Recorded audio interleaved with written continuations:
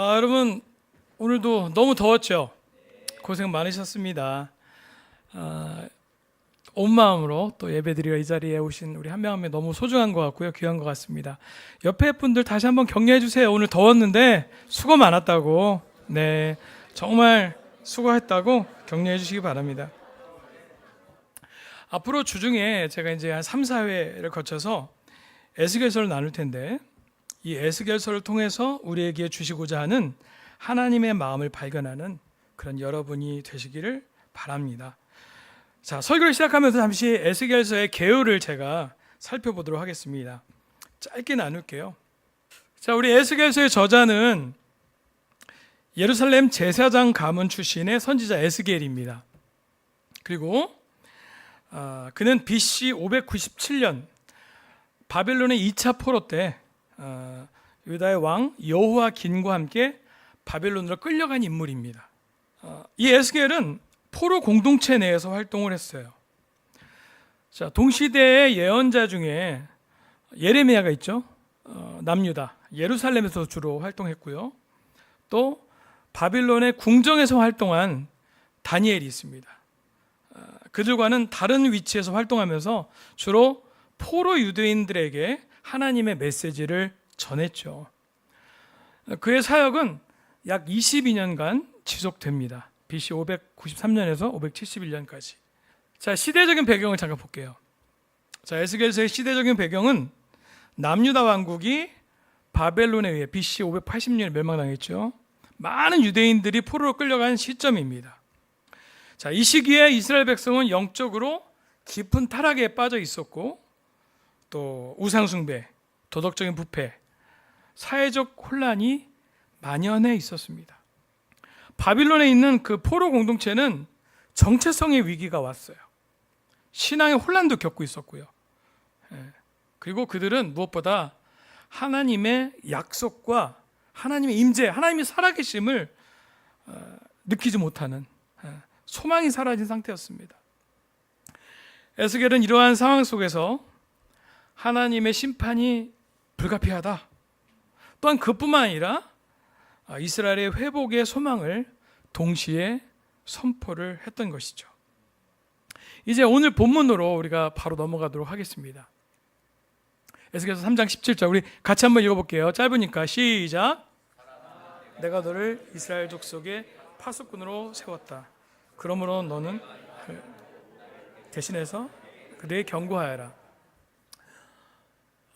여러분, 네, 그쪽으로 가시면 됩니다.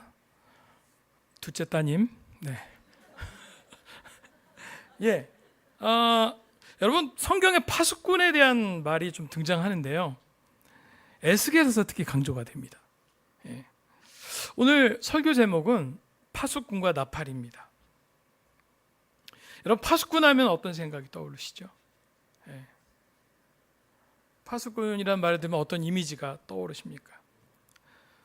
외롭고 좀 고독한 모습이 좀 떠오르지 않나요? 예. 아마도 그 높은 성벽에 올라가서 어둠을 응시하면서 적의 침입을 경계하는 외로운 모습일 것입니다. 그리고 그의 손에는 늘 나팔이 들려 있었을 것입니다.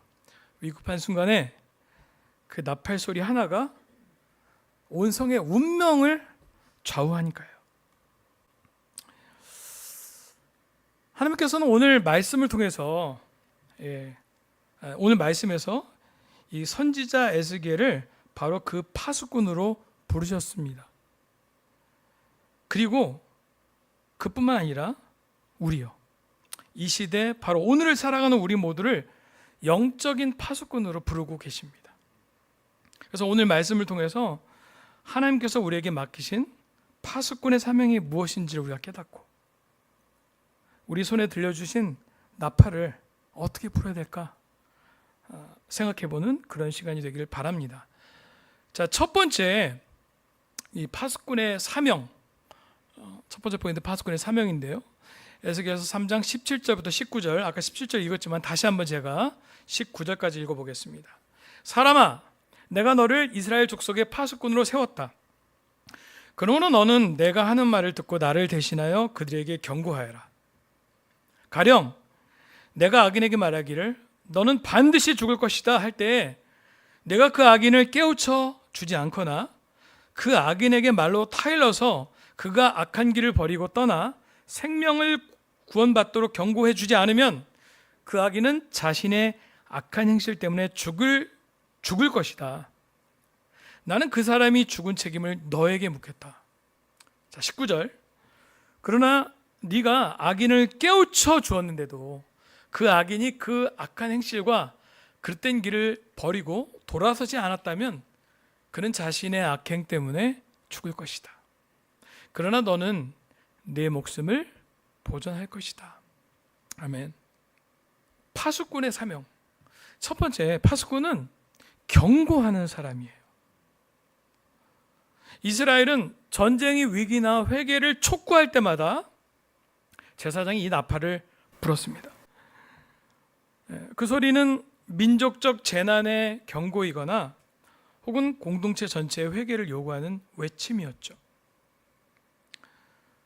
당시 이스라엘 백성은 하나님의 심판을 받아 고통스러운 포로의 삶을 보내고 있었는데 여전히 자신들의 죄는 깨닫지 못하고 있었어요. 바로 그때 하나님께서는 에스겔을 영적인 파수꾼으로 세워서 그들의 죄를 지적하고 경고하게 하신 것입니다. 여러분 18절 19절 제가 읽었을 때 잘 따라오신 분들은 파수꾼에 대한 책임 여부를 좀 보셨을 거예요. 그 책임은 파수꾼답게 이스라엘 백성에게 경고를 하면 되게 되는 것입니다. 파수꾼이 경고하지 않으면 파수꾼 책임이고요. 경고의 나팔을 불었음에도 불구하고 백성이 듣지 않고 대비하지 않았다면 그 책임은 오로지 백성들 자신에게 돌아갑니다. 이 파수꾼의 사명은 결과에 대한 책임이 아니에요. 경고를 했는지 하지 않았는지에 대한 책임입니다. 하나님께서는 에스겔에게 이스라엘의 회복이나 성공을 책임지라고 하지 않았어요.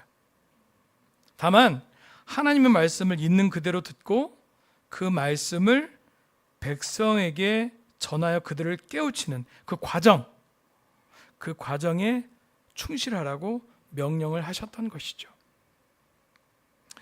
자, 파수꾼의 또 다른 사명은 회복의 소식을 전하는 사람입니다. 자, 에스겔 33장 11절을 보시겠습니다. 여러분, 에스겔서는요, 앞에 부분과 뒷부분 이렇게 대꾸를 이루는 부분이 많이 있어요. 3장과 33장이 파수꾼에 대한 같은 얘기가 좀 나오고 있습니다. 자, 33장 11절 제가 읽어볼게요. 그들에게 전하여라. 나 주 하나님의 말이다. 내가 내 삶을 두고 맹세한다. 나는 악인이 죽는 것을 기뻐하지 않고 오히려 악인이 그의 길에서 돌이켜 떠나 사는 것을 기뻐한다. 너희는 돌이켜라. 너희는 그 악한 길에서 돌이켜 떠나거라. 이스라엘 족속아, 너희는 왜 죽으려고 하느냐 하여라. 16절. 그가 저지른 모든 죄악을 내가 기억하지 않을 것이다. 그는 법과 의를 따라서 사는 사람이니 반드시 살 것이다. 자, 11절에서 하나님은 악인이 죽는 것을 기뻐하지 않는다 라는 표현이 나옵니다. 제가 저 구절을 묵상하면서 참 특별한 표현이다라는 생각이 들었어요. 우리는 어떻습니까? 네. 성경에서 하나님이 악인을 심판하는 모습, 우리가 그 장면을 보면 좀 통쾌하게 느끼지 않습니까? 여러분, 드라마나 영화에서도 어때요? 우리나라 사람은 권선징악에서 벗어나는 걸 힘들어해요. 그 결과가 안 나오면 뭔가 찝찝해합니다. 그래서 이 드라마, 영화도 좀 이렇게 좀 새롭게 좀 엔딩할 수 있는데 이 작가가 그 시청자들의 압박감으로 인해서 무난한 엔딩으로 마무리를 하죠. 우리는 어떻습니까? 우리에게 죄를 짓고 힘들게 한 사람들의 삶의 결과가 안 좋은 것을 보면 솔직히 감정적인 위안을 받을 때가 있지 않나요? 교회가 참 어렵고 힘들었던 시간들을 떠올리면서 저도 참 많이 찔리는 것 같아요. 우리를 힘들게 했던, 저를 힘들게 했던 사람들이 좀 떠오릅니다. 우리는 그렇죠. 그리고 그 변명을 하나님이 악에 대해서 또 악인을 싫어하시기 때문이지 라는 것에서 찾습니다. 그런데 이 말씀은 뭐라고 하는 건가요? 하나님은 악인이 죽는 것을 절대 기뻐하지 않는 분이시다. 악인이 그의 길에서 돌이켜 돌아오는 것을 기뻐하신다 라고 합니다. 여러분, 이 말씀은 이 16절과 더불어 어떤 게 떠오르냐면 이 돌아온 탕자를 보면서 기뻐하는 아버지의 마음이 느껴집니다. 99마리 그 양을 두고 한 마리 양을 찾으러 가는 그 예수님의 마음, 그 목자의 마음을 기억하게 해요. 그래서 하나님의 경고는 심판하기 위함이 아니라 궁극적으로는 살리기 위함이라는 것을 우리는 알 수가 있습니다. 여러분, 이와 같은 그 하나님의 마음을 전하는 이 에스겔의 사명을 봤을 때 이 에스겔의 사명은 오늘날 우리와 어떤 연관성을 줍니까? 이 에스겔서의 파수꾼은 단순히 구약의 한 인물에 국한되지 않습니다. 이 시대의 영적인 파수꾼은 누굴까요? 바로 예수 그리스도의 제자인 우리 모두를 의미하는 것입니다. 파수꾼이 본 것을 알리는 사람인 것처럼 파수꾼은 본 것을 알리는 사람이잖아요. 우리도 말씀을 통해 본 것을 알리는 사람이기 때문입니다. 누가 파수꾼일까요? 여기 40, 50대 작년부터 저 섹션 너머에 주일날 세례받은 따끈따끈한 우리 찬혁이가 있습니다. 우리 모두는 파수꾼이에요. 점점 더 어두워져가는 세상을 향해서 또 영원한 심판을 알지 못한 채 눈앞에 쾌락에 취해 살아가는 사람들 향해 하나님은 우리를 통해 경고하게 하시고 그들을 살리게 하십니다. 아멘. 여러분, 오늘 여러분이 파수꾼이라는 말에 부담을 갖지 마시기 바랍니다. 우리 18절 19절 아까 제가 읽었죠. 그 말씀처럼 파수꾼의 책임은 뭐죠? 본 것을 알리는 것에 있습니다. 그러니까 우리가 할 일은요, 본 것을 알리기만 하면 됩니다. 회복과 성공, 즉 결과는 하나님께 달려 있는 것이죠. 아멘. 두 번째 포인트는요, 파수꾼과 나팔. 자, 에스겔서 33장 2절에 3절까지 제가 읽겠습니다. 사람아, 너는 내 민족의 자손 모두에게 전하여라. 너는 그들에게 말하여라. 만일 내가 어떤 나라에 전쟁에 이르게 할 때에 그 나라 백성이 자기들 가운데서 한 사람을 뽑아서 파수꾼으로 세웠다고 하자. 이 파수꾼은 자기 나라의 적군이 접근하여 오는 것을 보고 나팔을 불어 자기 백성에게 경고를 하였는데도 라고 되어 있죠. 이 3장에는 똑같은 내용인데요. 3장에는 파수꾼에 대한 얘기만 나왔고 이 33장은 파수꾼과 나팔, 이제 나팔이 등장을 합니다. 파수꾼은 나팔을 부는 사람입니다. 자, 이 파수꾼이 부는 나팔을 양각 나팔, 양의 뿔, 순양의 뿔로 만들었다 해서 양각 나팔이라고 하는데요. 여러분, 이 단어는 알아두면 좋으실 것 같아요. 히브리어로 쇼파르라고 합니다. 성경에 은나팔도 등장해요. 은나팔도. 근데 대부분 민수기에 잠깐 나오고요. 근데 성경에서 언급되는 대부분의 나팔은 쇼파르입니다. 자, 어떻게 생겼냐면요. 제가 준비했습니다. 좀 작은 거에 제가 돈이 없어서 비싼 거 못 사고요. 너무 작더라고. 생각해 보니까 그림하고 달라. 이게 양각 나팔인데요. 오리지널 양각 뿔로 만든 거예요. 메이드 인 이스라엘. 그리고 이게 진짜 그 메이드 인 이스라엘은 이 그 인증받은 거는 이 안에 화학 처리를 안 한대요. 화학 처리하면은 인증을 안 해준대. 그래서 양 냄새가 좀 납니다. 납니다. 그래서 이걸 내가 여러분한테 자연스럽게 확 이렇게 불어주려고 준비를 했는데 잘 안 불려져. 그리고 이게 좀 커야지 이게 붕 하고 이게 멋있는 소리가 나지 이게 안 나더라고요. 예?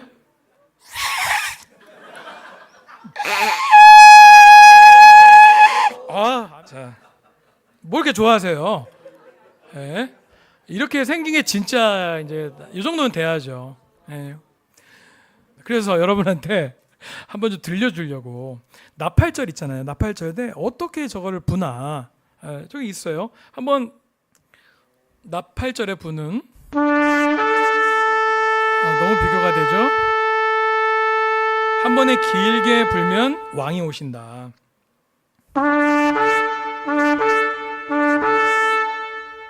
네.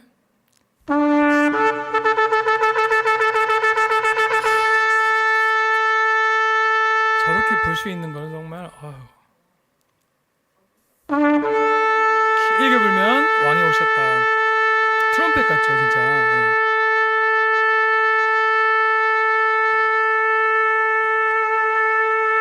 와, 너무 멋있습니다. 네. 이걸로 안 될 것 같아. 이 구약의 이 양각 나팔이 다양한 상황에서 등장을 하는데요. 하나님의 임재와 능력이 나타날 때, 전쟁에서 승리할 때 이 양각 나팔 소리가 등장을 합니다. 여러분, 시내산에서 모세가 십계명 받을 때 영광스러운 하나님이 나타나면서 어떻습니까? 그때 양각 나팔 소리가 울려요. 그리고 여러분 잘 아는 여리고성이 무너졌을 때 제사장들이 양각 나팔 소리 부르고, 기드온이 승리했을 때도 이게 울립니다. 절기와 예식 때도 나팔을 불었습니다. 그래서 새해를 알리는, 이스라엘한테 새해를 알리는 게 나팔절인데, 나팔절 때 또 희년을 선포할 때도 나팔을 불었습니다. 오늘 말씀드린 에스겔 또 요엘서 2장 1절에 나오는 것처럼 회개와 영적인 각성에서도 나팔이 등장을 합니다. 이스라엘의 역사 속에서 하나님이 함께 하심을 나타내는 중요한 순간에 나팔 소리는 같이 등장을 하게 되는 것이죠. 여러분, 예수님을 믿지 않는 현대의 유대인들조차도 여전히 나팔의 의미를 중요하게 생각하면서 나팔절을 지키고 있어요. 여러분, 그렇다면 예수 그리스도를 믿는 우리에게는 이 쇼파르가 어떤 의미를 주는 것일까요? 네. 이 쇼파르는 우리를 창세기 22장 모리아산으로 데려갑니다. 여러분, 아브라함의 그 칼날 아래 놓여 있는 정말 불쌍한 그 아들 이삭을 기억하십니까? 아브라함이 이삭을 제물로 바치려고 했을 때 하나님께서 아브라함의 믿음을 보시고 이삭의 생명을 대신하기 위해 친히 준비한 존재가 있었어요. 바로 그게 양입니다. 양을 대신 제물로 바치죠. 근데 그 양은 우리가 아는 것처럼 신약의 그 예수 그리스도를 예수 그리스도의 모형인 것이죠. 근데요, 그 양이 우리는 그냥 흰 그 암양, 조그만 어린 양이라고 생각하는데, 여러분 창세기 21장 잘 보면은요, 혹시 그 양이 어떤 양인지 아십니까? 수풀에 뿌리 걸린 숫양이었어요. 자, 22장 13절 이렇게 나와 있습니다. 아브라함이 고개를 들고 살펴보니 수풀 속에 숫양 한 마리가 있는데 그 뿔이 수풀에 걸려 있었다. 가서 그 숫양을 잡아다가 아들 대신에 그것으로 번제를 드렸다. 아멘. 수풀에 뿔이 걸린 저런 양입니다. 22장 13절에 이 뿔을 묘사한 것이 참 놀랍습니다. 이 쇼파르가 뭐라고 했죠? 숫양. 예. 그 대속 제물이었던 그 숫양의 뿔로 만든 것이죠. 여러분, 양이 예수 그리스도를 상징하기 때문에 우린 그 숫양의 뿔을 떠올리면서 예수님을 생각할 수 있습니다. 예. 이 쇼파르는 그 희생을 기념하고 선포하는 도구가 될 수 있는 것이죠. 우리가 전하는 파수꾼의 나팔 소리는 단순히 경고나 부름의 소리를 넘어서 예수님을 기억하게 하고 우리를 대신하여 죽으신 예수님의 희생을 떠올리는 복음의 핵심 메시지가 담겨 있는 것입니다. 여러분, 아까 제가 잠시 말씀을 드렸는데요, 예수를 믿지 않는 현대 유대교의 유대인들도 나팔을 부는 의미를 중요하게 생각하고 있다고 얘기했죠. 실제로 유대 랍비들은 이게 수천 년간에 토론하면서 가르쳐 왔다고 그럽니다. 왜 나팔절, 이 나팔절에 왜 양각 나팔을 부는지 이걸 엄청나게 토론을 하고 수천 년 동안 대답을 해왔는데요. 그 중심에 있는 답변이 바로 아브라함과 이삭의 사건을 기억하기 위해서, 그걸 기억하기 위함이다 라고 얘기를 합니다. 아브라함의 믿음과 순종, 그리고 이삭을 대신해서 바친 그 수량의 희생, 그 희생을 하나님께서 기억하시고 이 기억을 통해서 이스라엘 백성에게 자비를 베풀어 달라고 간구하는 것이죠. 유대교의 주요 문헌인 탈무드와 일종의 성경 주석서인 미드라시라는 게 있는데요. 이 내용이 명시적으로 이렇게 나타나 있어요. 이게 탈무드에 나와 있는 말입니다. 성경은 왜 양각나팔을 불라고 하는가? 하나님께서 말씀하시길 너희는 내 앞에서 수량의 뿔나팔을 부르라. 그리하면 내가 너희를 위해 이삭의 아버지 아브라함의 결박을 기억하고 너희를 어렵게 여길 것이다. 탈무드에 나오는 말입니다. 나팔의 의미가 그들의 신학적인 교리와 전통 가운데 담겨 있는 것이죠. 그러나 그들에게는 중요한 한 가지가 빠져 있어요. 뭐예요? 복음, 즉 예수 그리스도가 빠져 있습니다. 우리가 전하는 나팔 소리는 대속의 은혜, 우리를 대신하여 죽으신 예수님의 희생을 떠올리는 복음의 그 메시지가 담겨 있는 것입니다. 그러기에 우리가 내는 나팔 소리는 얼마나 특별한 것입니까? 우리가 전하는 그 복음은 부담이 아니고 큰 특권인 것이죠. 여러분, 우리는 우리의 일상의 삶 속에서 나팔을 부를 수가 있어요. 여러분, 이게 우리 지난주 금요일 날 한국 몽고 줌으로 우리 대학생들, 우리 그 청년들이 바이블톡을 같이 한 것입니다. 놀랍죠? 우리가 이제 곧 몽골 미션 컨퍼런스를 갈 건데 그 전에 우리가 서로 영향을 주고 또 그때도 방문자가 올 수 있다면 우리가 이 모임을 통해서 이 바이블톡에서 영향을 줄 수 있으니까 해보자. 실제로 몽골에서 공부하고 있는 남자가 참여를 했고요. 우리 다시 교회를 돌아온 우리 종혁이, 또 우리 오랜만에 영국 유학길에 방학 때 오는 우리 찬이도 함께하면서 너무나 특별한 시간을 보냈습니다. 서로 교제하고 영향을 주는 시간, 이것도 나팔 소리를 내는 것이죠. 여러분, 이번 몽골 컨퍼런스에 놀라운 일이 있을 것입니다. 여러분 기도해 주시기 바랍니다. 우리 곱게 자란, 교회에서 자란 대부분의 우리 청년들이 미션의 마음을 가질 수 있도록, 물론 거기서 우리 많이 즐길 겁니다. 자연을 보면서 하나님 찬양할 건데 영혼을 사랑하는 것, 또 하나님의 임재, 하나님의 능력을 느끼면서 그 미션의 순수한 마음을 갖도록 배울 수 있도록 여러분 기도해 주시기를 부탁드립니다. 여러분, 저는 또 이 설교를 준비하면서 신대원에 제가 들어갔던 그 처음 마음가짐이 떠올랐어요. 제가 물론 요즘에 승원이 우리 동료입니다. 우리 승원이가 올 A+를 받았다고 합니다. 아멘. 아멘. 승원이가 있어서 참 좋은데요.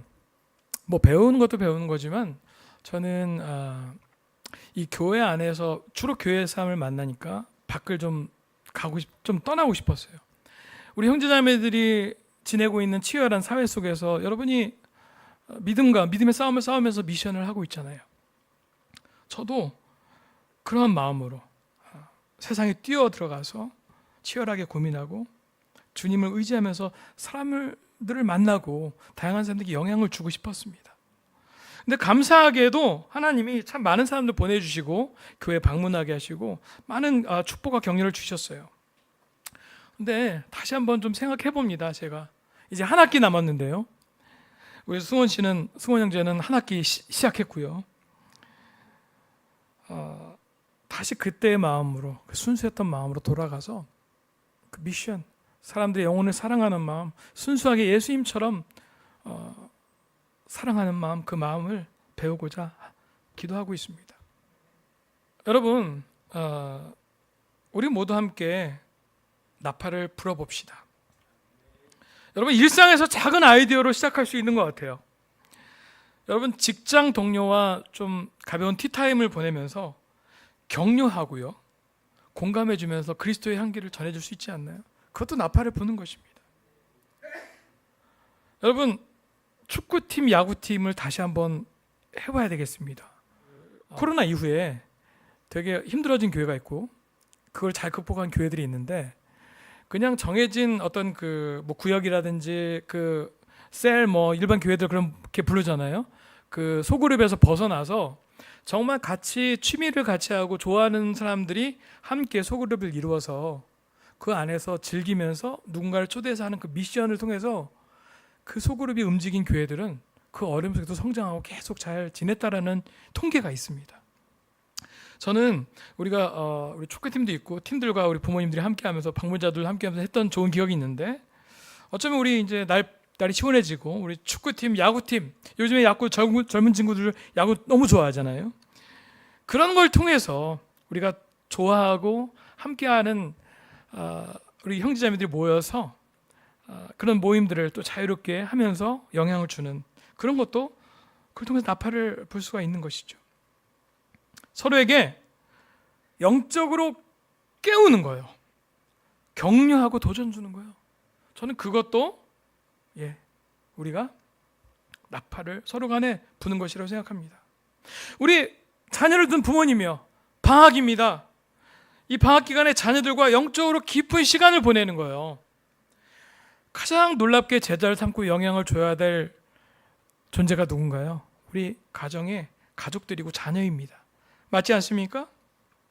가장 중요한 나팔은 부모님이 부는 나팔입니다. 아멘. 여러분, 이제 말씀을 맺겠습니다. 하나님께서는 오늘 이 시간 우리 각자를 이 시대의 영적인 파수꾼으로 부르십니다. 우리의 가정과 직장과 캠퍼스는 우리가 지켜야 될 성벽이며, 우리의 이웃과 동료, 친구들에게 우린 나팔을 불어야 합니다. 경고의 나팔을 붑시다. 회개하고 서로가 영적으로 깨어날 수 있도록 나팔을 붑시다.